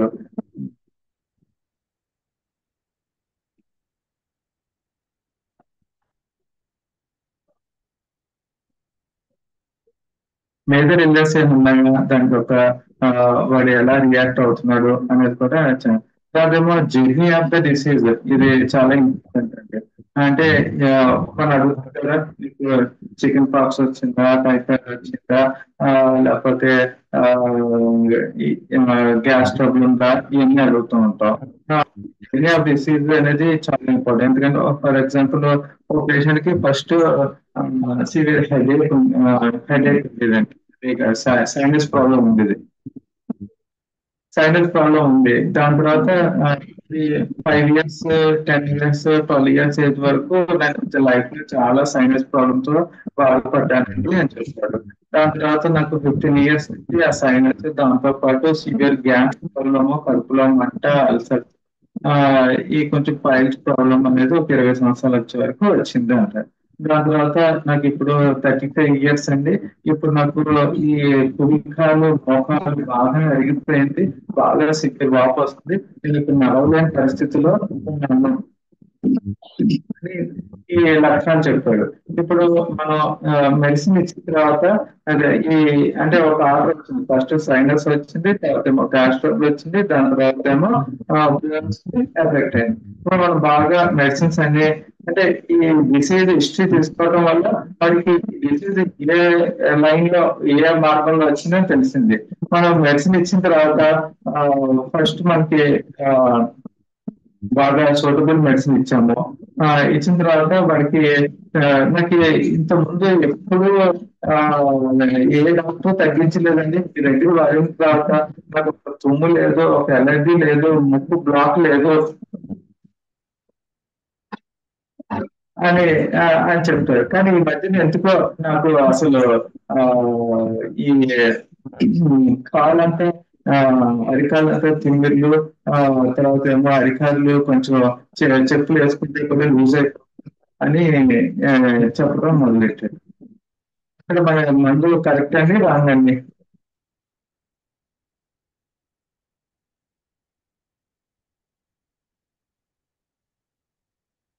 యాక్చువల్లీ ఏంటంటే కోల్డ్ మనకి ఎలా తగ్గాలంటే మందు మెడిసిన్ ఇచ్చిన తర్వాత ముందు ఆ సివియర్ ఈ మోకాలు అయిపోవడం అనేది తగ్గి, దాని తర్వాత నెమ్మదిగా క్రోనాలజికల్ లో బ్యాక్ సైడ్ కి గ్యాస్ ప్రాబ్లం తగ్గి, దాని తర్వాత నెమ్మదిగా సైనస్ తగ్గాలి. ఈ విధంగా ఆర్డర్ అనేది గుడ్ ఇంప్రూవ్మెంట్. అలా కాకుండా సైనస్ తగ్గి ఈ తిమ్మిర్లు, మంటలు, పెరిఫెరల్ నొరైటిస్, తర్వాత వీక్నెస్, తర్వాత మళ్ళీ ఈ బోన్స్ కి బాగా ఎఫెక్ట్ మన ఇచ్చిన మెడిసిన్ స్ట్రాంగ్ గా చేస్తుంది. అందుగురించి కేస్ టేకింగ్ హిస్టరీలో డిసీజ్ హిస్టరీ అనేది కూడా చాలా ఇంపార్టెంట్. అంటే ఏ డిసీజ్ తర్వాత ఏ డిసీజ్ వచ్చింది, ఏ డిసీజ్, ఎందుకంటే రేపు పొద్దున మనం మెడిసిన్ ఇచ్చిన తర్వాత ఏ డిసీజ్ ఏ ఆర్డర్ లో తగ్గాలనేది మనకి చాలా ఇంపార్టెంట్ అండి.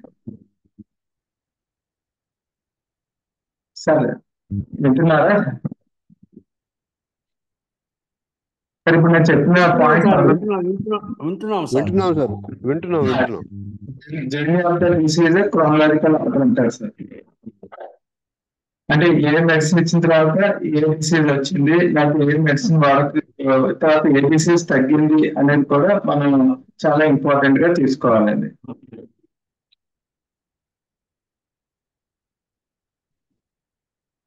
అంటే డిసీజ్ సోరలో ఉందా, సైకోసిస్ లో ఉందా, సిక్సిస్ లో ఉన్నది కూడా మనం ఎలిమినేట్ చేసుకోవాల్సి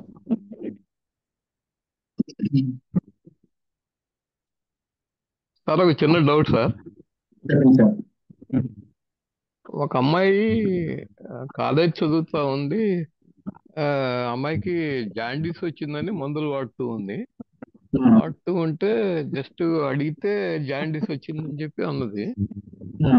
సరే అని చెప్పేసి సరేలే ఆ మందులతో పాటు ఈ మందు కూడా వేసుకొని చెప్పి నేట్రమ్ సల్ఫ్ 6x ఒక టాబ్లెట్ ఇచ్చాం. ఇస్తే వేసుకొని తెల్లారి కనిపించి నేను టెస్ట్కి వెళ్ళానండి, మరి నాకు జాండీస్ తగ్గిపోయింది అని చెప్పింది. మరి ఇది సాధ్యమా అసలు, లేకపోతే వాళ్ళ మందులతో తగ్గిందా, లేకపోతే ఏంటిది? జాండీస్ ఎన్ని రోజుల నుంచి ఉందండి? సార్ జాండీస్ ఎన్ని రోజుల నుంచి ఉంది? జాండీస్ ఒక మేబీ ఒక 1 వీక్ అయి ఉండొచ్చు. నేను అంత క్లియర్ గా అడగలేదు కానీ 1 వీక్ అయి ఉండొచ్చు. 1 వీక్ అయి ఉండొచ్చు. వాళ్ళు చేసుకున్న 1 వీక్ బ్యాక్ రిపోర్ట్. నేను అవన్నీ అడగలేదు సార్ అసలు. అదే నెక్స్ట్ డే మార్నింగ్ నైట్ వేసుకున్నారు, నెక్స్ట్ డే మార్నింగ్ తగ్గిపోతున్నారు. మార్నింగ్ వేసాను, మళ్ళీ నెక్స్ట్ డే వచ్చి ఈవినింగ్ వచ్చినప్పుడు చెప్పింది అనమాట, ఇవాళ టెస్ట్కి వెళ్ళానండి, మరి తగ్గిపోయిందని చెప్పింది. ఏం మంది ఇచ్చారు మీరు అని అడిగింది మళ్ళా. అంటే అది వాల్యూ బట్టి కూడా ఉంటుందండి. లో వాల్యూ అంటే బైల్యూబిన్ 2 అలా ఉందనుకోండి, వెంటనే ఒక విత్ ఇన్ 2-3 days లో కూడా నార్మల్ లోకి వచ్చేస్తుందండి. అది అదే హైగా ఉందనుకోండి, 4-5 అలా ఉందనుకోండి, అది రావడం స్లో అవుతుంది, తగ్గడం కూడా స్లో అవుతూ ఉంటుందండి. కాబట్టి అంత ముందు రిపోర్ట్ ఎలా ఉంది, ఇప్పుడు మధ్యలో మీరు ఇచ్చే టైంకి పేషెంట్ ఎలా ఉన్నాడు అనేది కూడా చాలా ఇంపార్టెంట్. ఆల్రెడీ తగ్గిపోయిన తర్వాత మన నేట్రమ్ సల్ఫ్ 6x ఇస్తే వెంటనే తగ్గుతుంది. అందుకే నేట్రమ్ సల్ఫ్ 6x కూడా పనిచేయడానికి టైం పడుతుంది, వెంటనే తగ్గే అవకాశం లేదు. సార్ ఒక కేసు చెప్పనా, టైం అయిపోయిందా? చెప్పండి సార్. ఒక అతనికి 70 ఏళ్ళు ఉంటాయండి. బాగా స్టౌట్ గా ఉన్నాడు, మంచి బలంగా ఉన్నాడు. అతను దగ్గుతోటి బాధపడుతూ ఉన్నాడు, ఢిల్లీలో ఉంటాడు. అయితే ఇక్కడికి వచ్చినప్పుడు దగ్గుతో బాధపడుతూ ఉన్నాడు. చూస్తే ఆయన దగ్గు ఈ కఫం బయటికి రాలేకపోతుంది. సరే ఆ ఉద్దేశంతో యాంటీమిటార్ట్ 30 ఇవ్వటం జరిగింది. జరిగితే మొదటి రోజు వచ్చాడు, వేసిన తెల్లారి వచ్చి కొంచెం తగ్గిందని చెప్పి అన్నాడు. సరే ఆ, మళ్ళా రేపు చూద్దామని చెప్పాను. అతను కూడా సరే అన్నాడు. రెండో రోజుకి చాలా బెటర్మెంట్ అయింది. మూడో రోజు తగ్గింది. తగ్గిన తర్వాత ఆయన ఏం చెప్పాడంటే, నాకు వెనక వైపు, నాకు అంతకుముందు నేను కింద పడ్డానండి, దానికి ఆపరేషన్ చేశారు. చేస్తే ఈ భుజానికి ఉన్నటువంటి బోను సరిగా అతకలేదు. బాగా పెయిన్ వస్తూ ఉంది. ఆపరేషన్ అయిన తర్వాత పెయిన్ వస్తుంది ఏంటి అని అడిగితే, ఆ రెండు బోన్స్ ప్యారలల్ గా అతకకపోవటం వల్ల కొంచెం తేడా ఉంది, దాని వల్ల పెయిన్ వస్తుంది అని చెప్పాడు. అతను చాలా మంది దగ్గరికి వెళ్ళాడంట. వెళ్తే వాళ్ళందరూ కూడా అదే చెప్పారట, ఇది ఆపరేషన్ చేయకూడదు, చేస్తే మటుకు మళ్ళా సెట్ అవుద్దో లేదో తెలియదు అని చెప్పి అన్నారు అని చెప్పాడు. బాధపడుతున్నాడు. ఏంటి నీ మొడాలిటీ అని అడిగాం. అడిగితే ఆ పెయిన్ బాగా సివియర్ గా వస్తుందండి, వచ్చినప్పుడు ఎడమ భుజానికి ఆపరేషన్ అయింది, అక్కడి నుంచి అది కిందకి డౌన్వర్డ్ కుడివైపు మన లివర్ బ్యాక్ సైడ్ అటువైపు వస్తుంది అని చెప్పి అన్నాడు. అంటే నొక్కితే ఎలా ఉంటుంది అని చెప్పానంటే, నొక్కితే బాగుంటుందండి అన్నాడు. తర్వాత చలి పడదు ఆయనకి. ఈ బేసిస్ తోటి MP6X ఒక 4 days ఇచ్చి వేసుకోమంటే, ఈ 4 days అయిన తర్వాత తగ్గిపోయింది సార్ ఆయనకి. ఓకే ఓకే, ఓన్లీ మనకి చలి పడదు, తగ్గుతుంది. ఓకే, అది జరిగి మళ్ళీ రాలే కదా. ఇది జరిగి 1 year 1.5 year అయింది సార్. ఈ మధ్య కలిసి అడిగితే మామూలుగానే చెప్పాడు, కానీ పెయిన్ గురించి అసలు ఏం చెప్పలేదు, నేను అడగదు. అదే ఒక్కొక్కసారి ఈ టిష్యూ సాల్స్ కూడా మిరాకిల్స్ చేస్తున్నాయి. అదే టిష్యూ సాల్స్ కి ఓన్లీ మనకు మొడాలిసిస్ బట్టి ఇచ్చుకుంటే సరిపోతుందండి. అదే ఇంకా ఈరోజు చెప్పిన దాంట్లో ఎలా ఉన్నాయి, డౌట్స్ ఎలా ఏమున్నాయండి? క్లోజ్ చేద్దాం, టైం అయిపోతుంది. మీరు అబ్రివేషన్స్ పెట్టారు డాక్టర్ గారు, C/C అని, A/C ఏంటండి దాని ఫుల్ ఫామ్? అదే C/C అంటే అంటే హిస్టరీ ఆఫ్ అండి, C/C అంటే కంప్లైంట్స్ అండి, కేస్ కంప్లైంట్స్, అది ప్రజెంట్ కంప్లైంట్స్ అండి. A/C అంటే డాక్టర్ గారు A/C అని దాని కింద పాస్ట్ హిస్టరీ అని రాశారు. అవునండి,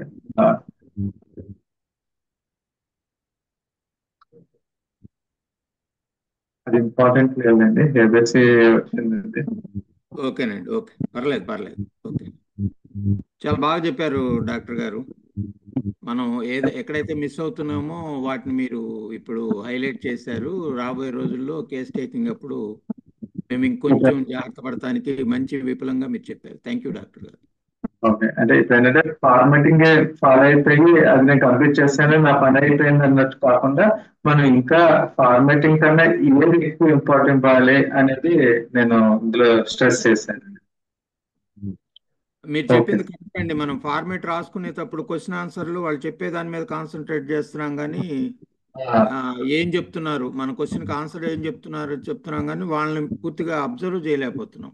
ఫార్మేట్ కంటే కూడా మీకు చెప్పిన పాయింట్, వాళ్ళని జాగ్రత్తగా అబ్జర్వ్ చేసి అబ్జర్వేషన్ మీద మనకు వచ్చినవి కూడా నోట్ చేసుకుంటే రెమెడీని ఈజీగా వెళ్ళొచ్చు అనేది మీరు ఇప్పటి వరకు చెప్పింది నేను అర్థం చేసుకున్నాను. థ్యాంక్ యూ డాక్టర్ గారు. నమస్తే సార్, ఈ అవకాశం అందరికీ కృతజ్ఞతలు సార్. ఓకే సార్, నమస్తే సార్.